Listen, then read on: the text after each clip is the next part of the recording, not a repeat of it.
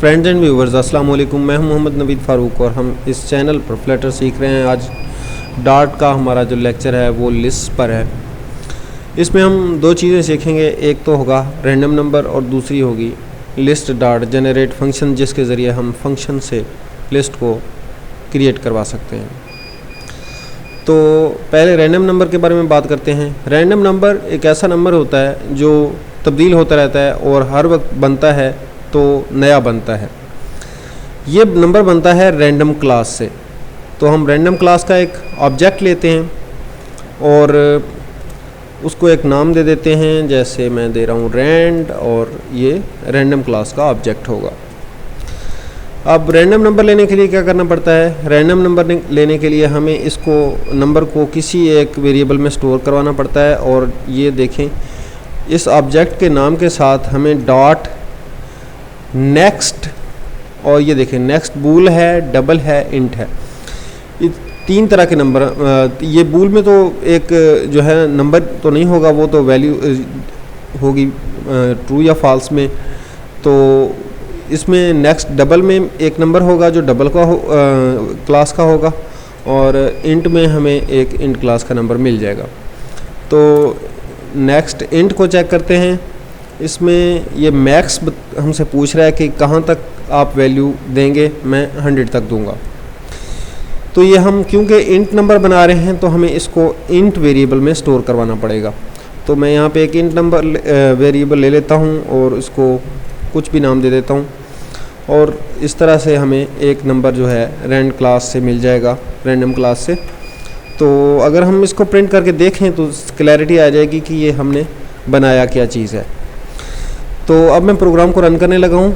ये देखिए रन किया, प्रोग्राम को रन किया तो ये देखिए यहाँ पे 9 आ रहा है। रीरन कर रहा हूँ, दोबारा से रन किया तो यहाँ पे 66 आ रहा है। दोबारा से रन किया तो यहाँ पे 76 आ रहा है। हालांकि यहाँ पे मैं कोई चेंजेस नहीं कर रहा हूँ, सिर्फ प्रोग्राम को दोबारा से रन करता हूँ और यहाँ पे जो नंबर हमें मिलता है वो हर दफ़ा चेंज हुआ होता है। इसका मतलब है हमें एक रैंडम नंबर मिल रहा है, एक बेहंगम नंबर मिल रहा है जिसकी कोई तरतीब नहीं है, जिसकी हमें पता नहीं है कि कौन सा मिलेगा।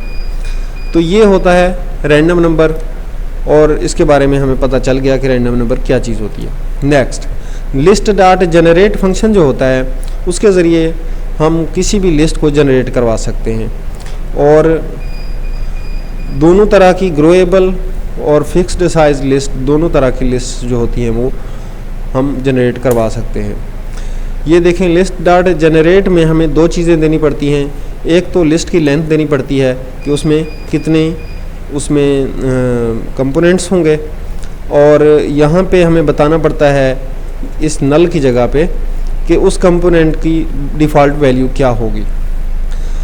तो यहाँ से ये लिस्ट हमें एक जनरेट करके दे देगा, लेकिन हमें इस लिस्ट को भी स्टोर करवाना पड़ेगा एक लिस्ट वेरिएबल में, जिसको हम कोई भी नाम दे सकते हैं। तो मैं इसको माई लिस्ट दे रहा हूँ।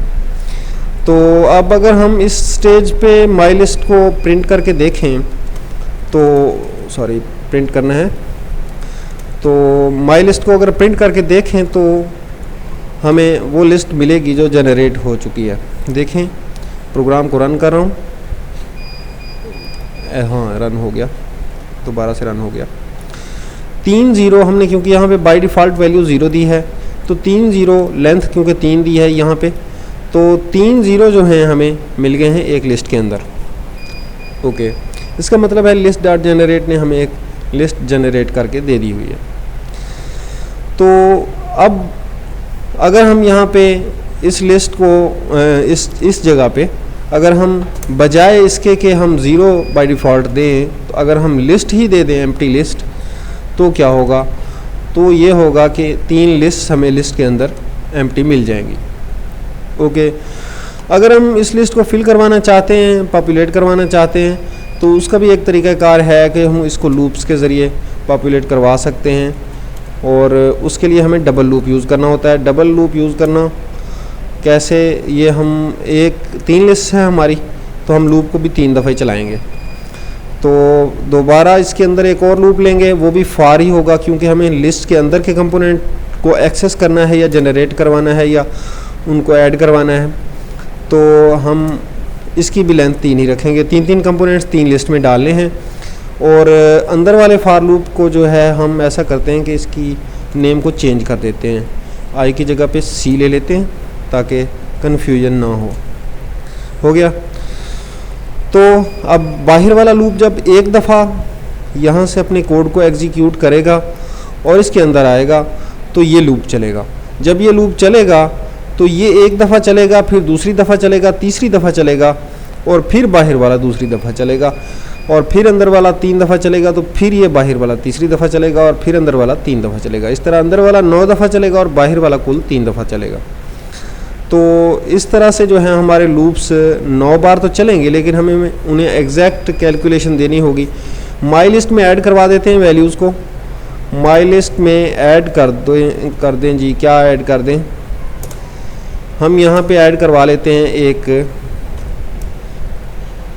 रैंडम नंबर ऐड करवा लेते हैं, ताकि ren.nextInt, ये मैक्सिमम इसकी रेंज 100 ही दे देते हैं। और लेकिन ये होगा क्या, मैं यहाँ पे अगर प्रोग्राम को रन करता हूँ तो ये लिस्ट्स के अंदर नहीं जाएगी वैल्यू कोई भी, ये देखें ये इसके बाहर ही रह जाएंगी। यहाँ पे देखें ये सारी की सारी वैल्यूज़ बाहर रह गई, अंदर कोई भी नहीं गई। तो इनको अंदर लेना है। अगर लिस्ट के अंदर लेना है तो हमें यहाँ पे बताना होगा कि लिस्ट 0 और फिर लिस्ट 1 और फिर लिस्ट 2, इस तरह करके सॉरी। तो अगर हमें 1, 2 और 3 को एक्सेस करना है तो हमें बाहर वाले लूप का जो आई है उसको यूज़ कर लेने में सही लॉजिक यही है कि हम उसको यूज़ करें और 0, 1, 2 और जो है ना वो ही चेंज करें खुद ही। और अगर हम इस जगह पे अब प्रोग्राम को दोबारा रन करते हैं तो ये देखें सारी की सारी वैल्यूज़ लिस्ट के अंदर आ गई हैं और तमाम के तमाम रैंडम नंबर्स हैं। तीनों लिस्ट में 3 वैल्यूज़ आ गई हैं। तो ये थी ग्रोएबल लिस्ट। बिलफर्ज अगर हम इस जगह पे, मैं ये फार वाले हिस्से को कमेंट कर देता हूँ, अगर हम इस जगह पे एक फ़िक्स्ड साइज लिस्ट लेना चाहते हैं तो फ़िक्स्ड साइज लिस्ट के लिए हमें क्या करना होगा कि यहाँ पे लिस्ट डॉट फील्ड हमारा जो फंक्शन होता है हम उसको लिस्ट डॉट जनरेट के अंदर यूज़ करेंगे और यहाँ पे हमें अंदर वाली हर लिस्ट की लेंथ देनी होगी। मैं 4 दे रहा हूँ और इसके लिए एक डिफ़ॉल्ट वैल्यू भी देनी होगी। मैं चलो यहाँ पे भी इसको 0 दे रहा हूँ। इस जगह पे अगर हम प्रोग्राम को रन करते हैं तो मैं आपको दिखाता हूँ। यहाँ पे देखें 4 वैल्यूज़ आ गई हैं 3 लिस्ट के अंदर, 4 वैल्यूज़। तो इस तरह से हमने 3 लिस्ट फिक्स्ड साइज़ की बना ली हैं। इनमें हम ऐड नहीं करवा सकते, जैसे कि हमने यहाँ पे ये ऐड यूज़ किया था ना, तो ये हम अब फिक्स्ड साइज़ में हम ऐड नहीं करवा सकते। वजह ये होती है कि इनकी लेंथ तो फिक्स्ड है, इससे ज़्यादा तो ये बढ़ नहीं सकती। ओके, अब इसको अनकमेंट करते हैं और चेक करते हैं इसमें क्या क्या चेंजेस करने पड़ेंगे। इसमें हम ऐड नहीं करवाएंगे बल्कि हम असाइन करवा सकते हैं। असाइन करवा सकते हैं, लेकिन एक एक वैल्यू को हम असाइन करवा सकते हैं। वैल्यू जैसे यहाँ पे असाइन करवाई वैल्यू माई लिस्ट में पहली लिस्ट में हो रही है, और इसको अगर हम रिमूव भी कर दें तो भी ठीक है। हाँ, पहली लिस्ट में तो आ गए, लेकिन अंदर इसके कंपोनेंट्स तक पहुंचने के लिए भी हमें तो यहाँ पे एक इंडेक्स चाहिए ना, तो उसको सी को यूज़ कर लेते हैं। और लेकिन सी की जो हमने लेंथ बताई हुई है वो 3 बताई हुई है, हालांकि हमारे कंपोनेंट्स 4 हैं हर एक के अंदर। तो अब इस जगह पे अब हम असाइन करवा रहे हैं, यहाँ पे ये 0 होगा, ये 0 होगा, तो 0 का मतलब है ये वाला इंडेक्स, और 1 का मतलब होगा ये वाला, और 2 का मतलब होगा ये वाला। तो इस तरह से अगर 0 के साथ 3 वाला ये वाला इंडेक्स है, और फिर 1 के साथ 3 वाला ये वाला, और 2 के साथ 3 वाला ये वाला है। ओके, अब हमारा ये लॉजिक जो है तकरीबन कंप्लीट हो गया है। तो प्रोग्राम को रन करके चेक करते हैं कि फ़िक्स्ड साइज़ की लिस्ट में अगर हमने वैल्यूज़ असाइन करवानी है तो किस तरह से कर सकते हैं। ये देखें 4 वैल्यूज़ हमने रैंडमली हर एक लिस्ट में ऐड करवा ली हैं, ऐड नहीं करवाई हैं, असाइन करवा ली हैं, और 2 लूप्स की मदद से। बाहर वाला लूप जैसा कि मैंने बताया आपको कि जब एक दफ़ा चलेगा तो अंदर वाला, क्योंकि हमने 4 से कम रखी हुई है इसकी कंडीशन, तो ये 4 दफ़ा चलेगा। 0 1 2 3, तो इस तरह से ये 4 दफ़ा चलेगा क्योंकि C 0 है। और बाहर वाला जो है वो एक दफ़ा चलेगा तो अंदर वाला 4 दफ़ा चलेगा। जब ये 4 दफ़ा चल चुकेगा तो फिर बाहर वाला दूसरी दफ़ा चलेगा। तो इसमें हमने देखा, एक तो रैंडम नंबर को देखा, दूसरा हमने ग्रोएबल और फिक्स्ड साइज लिस्ट में कैसे हम उनको जनरेट करवा सकते हैं और कैसे पॉपुलेट कर सकते हैं, दोनों चीज़ें हमने स्टडी कर ली। उम्मीद है आपको वीडियो पसंद आई होगी। अगर वीडियो पसंद आए तो चैनल को सब्सक्राइब करें। मिलते हैं नेक्स्ट वीडियो में। अल्लाह हाफिज़।